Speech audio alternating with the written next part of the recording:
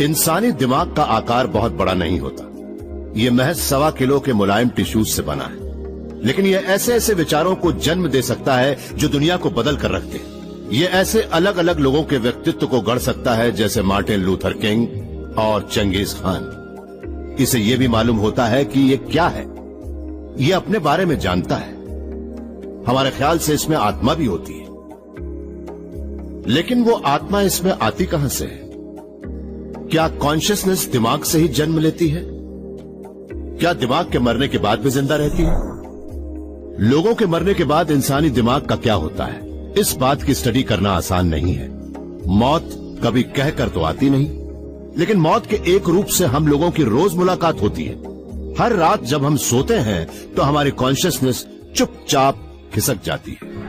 University of Wisconsin के professor Julio टोनोनी इस बात की स्टडी कर रहे हैं कि जब हमारी कॉन्शियसनेस चली जाती है तब हमारे दिमाग में क्या बदलाव आता है, और साथ ही उन्हें इस बात की पूरी उम्मीद है कि वो ये रहस्य जानने में कामयाब रहेंगे कि हमें बनाने के पीछे आखिर किस चीज का हाथ होता है। जब हम बिना सपनों वाली गहरी नींद में डूब जाते हैं तो हमारी कॉन्शियसनेस चली जाती है, लेकिन सच ये भी है कि उस स्थिति में भी हमारा दिमाग काम करना बंद नहीं करता। उस समय भी उसके न्यूरॉन्स यानी नर्व सेल्स वैसे ही काम करते रहते हैं जैसे कि जागते समय करते थे। इसलिए ये एक दिलचस्प साइंटिफिक सवाल है कि जब आपका दिमाग एकदम ठीक ठाक ढंग से काम कर रहा है तब सोते वक्त आप कहाँ गायब हो जाते हैं। टोनोनी के मुताबिक हमारा मन कितना कॉन्शियस है ये इस बात पर निर्भर करता है कि हमारे दिमाग में अलग अलग हिस्से एक दूसरे के साथ कितनी जानकारी बांटते हैं। हमारा जो तजुर्बा जितना गहरा होगा उससे हमारे दिमाग में अलग अलग आकारों के उतने ही पेचीदा और ऐसे पैटर्न्स पैदा होंगे जिन्हें टोनोनी के मुताबिक मापा जा सकता है। हर एक्सपीरियंस बेसिकली अपने आप में एक बेजोड़ आकार का होता है।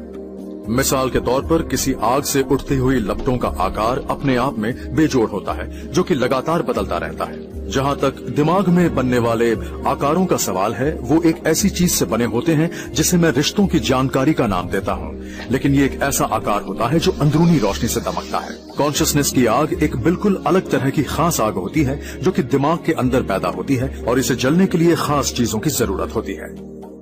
लेकिन वो आग किस वक्त जल रही है और किस वक्त बुझी हुई है, उसका अंदाजा लगाना किसी ब्रेन स्कैन पर नजर डालकर जानकारी पाने के मुकाबले कहीं ज्यादा मुश्किल है। तो जूलियो टोनोनी ने बिना सपनों वाली नींद की स्टडी के लिए एक पूरी लैब तैयार की। फिर ये जानने के लिए उन्होंने एक एक्सपेरिमेंट किया कि जब हमारी कॉन्शियसनेस चली जाती है तो हमारे दिमाग में क्या बदलाव होता है।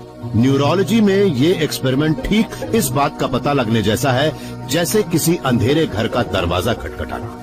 इस एक्सपेरिमेंट में हम ट्रांसक्रेनियल मैग्नेटिक स्टिमुलेशन नाम की एक प्रोसेस का इस्तेमाल करते हैं, जिसके जरिए हम दिमाग को खोले बिना और उसे बिना नुकसान पहुंचाए उसमें थोड़ा सा करंट दौड़ाते हैं और ये देखते हैं कि हमारे सेरेब्रल कॉर्टेक्स पर उसका क्या असर होता है। पहले टीम उस वॉलंटियर पर एक प्रयोग करती है जो अभी जाग रहा है। फिर इलेक्ट्रोड्स के एक जाल के जरिए उसके दिमाग में हो रही सारी हरकतों का जायजा लिया जाता है। अब उसके सिर के ऊपर एक मैग्नेटिक कॉइल रखा जाता है, फिर एक स्विच दबाया जाता है जिससे 1 सेकंड के 10वें हिस्से तक मैग्नेटिज्म की एक लहर उसके सेरेब्रल कॉर्टेक्स को झकझोरती है। इस झटके से दिमाग के एक छोटे से हिस्से के न्यूरॉन्स फायर करते हैं और फिर बाकी न्यूरॉन्स को सिग्नल भेजते हैं जिससे वो भी फायर करते हैं। न्यूरॉन्स की पेचीदा हलचल कॉर्टेक्स के लगभग 1/3 हिस्से में फैल जाती है और सेकंड के 1/3 हिस्से तक टिकती है। कॉन्शियस दिमाग किसी बजती हुई घंटी की तरह थरथराता है। इसका मतलब है घर में कोई न कोई मौजूद जरूर है, लेकिन जब दिमाग में कॉन्शियसनेस नहीं होती तब क्या होता है? अब जब ब्रैडी सो रहे हैं, हम उस घंटी को एक बार फिर बजाएंगे और देखेंगे कि नींद में उनका दिमाग किस तरह पेश आता है। एक बार फिर दिमाग में हरकत होती है, लेकिन इस बार वो थरथराता नहीं है। जैसे ही मैग्नेटिज्म की लहर बंद होती है, घंटी की घनघनाहट थम जाती है।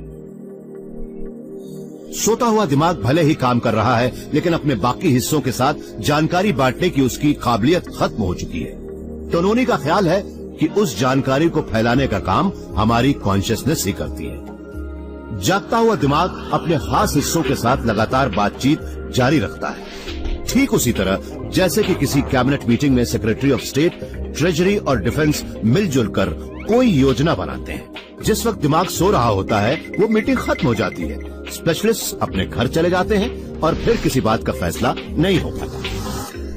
रात के शुरुआती हिस्से में गहरी नींद में हमारी कॉन्शियसनेस खत्म क्यों हो जाती है? जागते समय जो स्पेशलिस्ट्स आमतौर पर एक दूसरे से बातचीत करते रहते हैं, उस वक्त उनकी बातचीत बंद हो जाती है। नींद के वक्त कुछ ऐसे मैकेनिज्म्स काम करने लगते हैं जिसकी वजह से उन स्पेशलिस्ट्स का एक दूसरे से बात करना मुश्किल हो जाता है और फिर आखिर में ऐसा लगता है कि अब वो एक दूसरे से बात नहीं कर पाएंगे और फिर हम अपनी कॉन्शियसनेस खो बैठते हैं।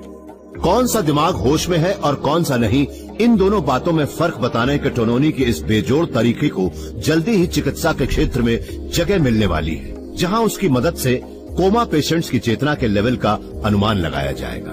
पहले तो ये जानना जरूरी है कि उस मरीज का दिमाग होश में है या नहीं, और अगर वो मरीज आपकी पत्नी है, आपका बेटा है या आपकी माँ है और आप देख रहे हैं कि उनकी आंखें खुली हुई हैं, पर आप ये नहीं जानते कि वो कुछ सोच समझ पा रहे हैं या नहीं, और कहीं वो तकलीफ में तो नहीं, इन बातों का पता कैसे लगाया जाए?